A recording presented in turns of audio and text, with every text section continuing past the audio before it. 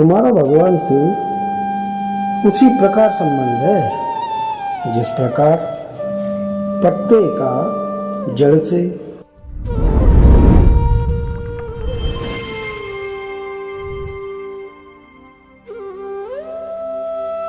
किए आपका प्रेम उतना प्रगाढ़ होना जरूरी है। वही प्रेम प्रगाढ़ होना ही आपके पावर है।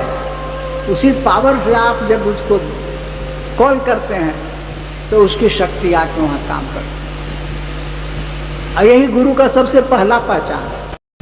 अगर ऐसा नहीं हो रहा है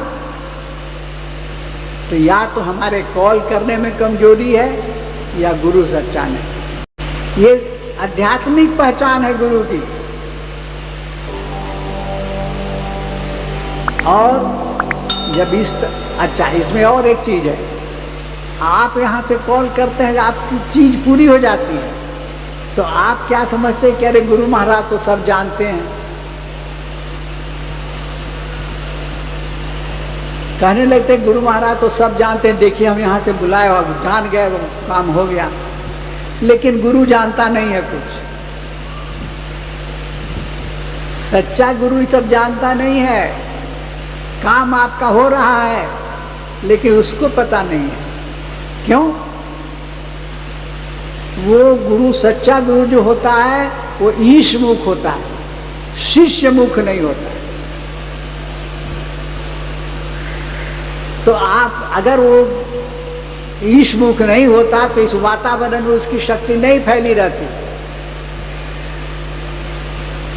अगर कुछ एक शिष्य विशेष के प्रति उसकी दया या प्रेम हो जाता तो ये शक्ति उसकी फैली हुई नहीं रहती, उसमें कमी आ जाती।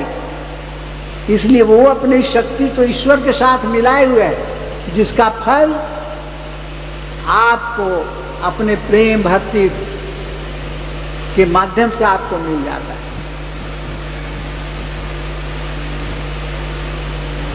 तो इसलिए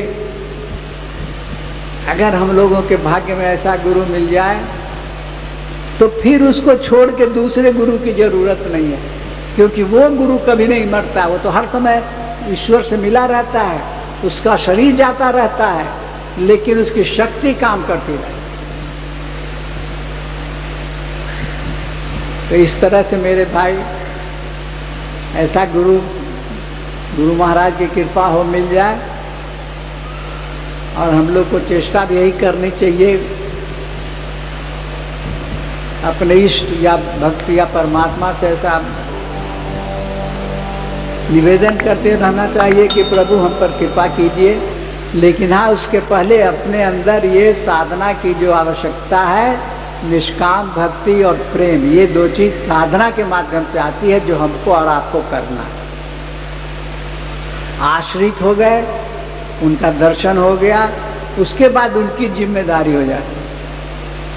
सफाई करना मेरा काम नहीं है, सफाई तो डॉक्टर करता है, ऑपरेशन तो डॉक्टर करता है। हम क्या करते हैं? हम तो निष्क्रिय हो जाते हैं। लेकिन हाँ, आश्रित होना सीखना है। आश्रित हो जाए, समर्पित हो जाए तो गुरु की कृपा होगी।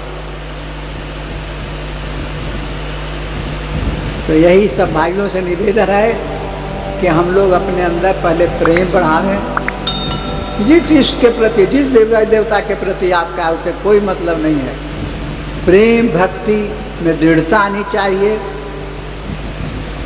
तो वो चीज गुरु आएंगे आपके सामने, वहाँ समर्पित होइए, काम चलेगा। लेकिन हाँ, इसमें थोड़ा सचेत रहने की जरूरत है कि हम लोग भीड़ देख करके, बहुत लोग वहाँ जा रहे हैं इसलिए जाना चाहिए ये गुरु अच्छे होंगे,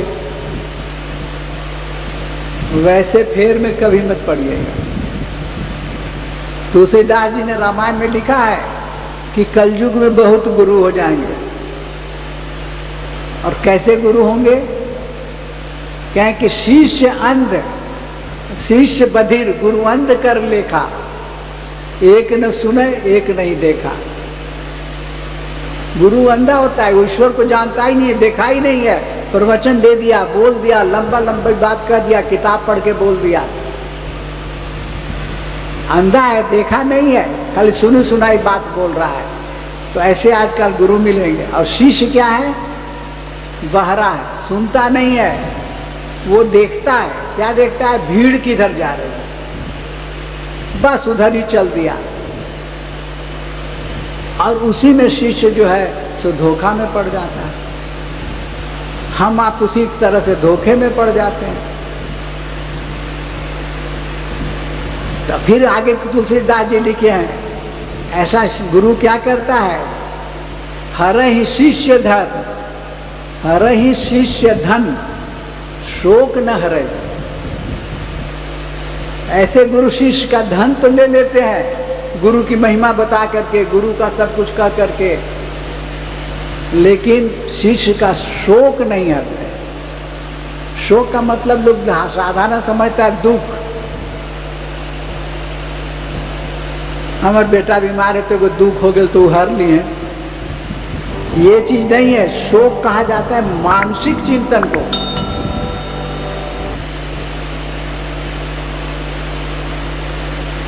मन के अंदर जो विकार है, जो चिंता हमको देते रहते हैं, विचार, उस शोक को हरता है, उस गंदगी को साफ करता है। काम, क्रोध, लोभ, अहंकार, जो हमको मोह जो है, वो भी एक शोक है जिसके अंदर हम पड़े हुए हैं। उस तरह से उस शोक को हरता है। वही है कि हरहि शिष्य धन, शोक न हरे, सो गुरु घोर नरक वहां पर है। तो गुरु तो अपने डूबता ही है, शिष्य का भी जीवन बर्बाद हो जाता है। इसलिए गुरु को खोजने की जरूरत नहीं है। अपने अंदर वो क्वालिफिकेशन आने पर, वो गुण आने पर गुरु स्वतः आपके पास आएंगे। गुरु से नहीं आएंगे तो आपको कहीं न कहीं उनका दर्शन हो जाएगा, आपके हृदय के अंदर विश्वास बढ़ेगा कि हाँ, ये हमारे गुरु होने के लायक हैं।